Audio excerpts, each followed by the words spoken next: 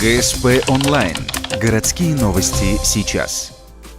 Понедельник, 15:00, УГТУ, корпус Л. Открытие семинара «Сократическая педагогика. Современна ли классика?» Ведет Дмитрий Безгодов, известный в Ухте как философ и оратор. Присутствовать на семинаре может любой желающий, однако ориентирован он на школьных учителей. Одна из важнейших наших целей – всячески содействовать тому, чтобы внутренняя среда города в целом постепенно трансформировалась именно в образовательную, чтобы она уже в свою очередь содействовала более эффективному образовательному процессу во всех учебных заведениях города.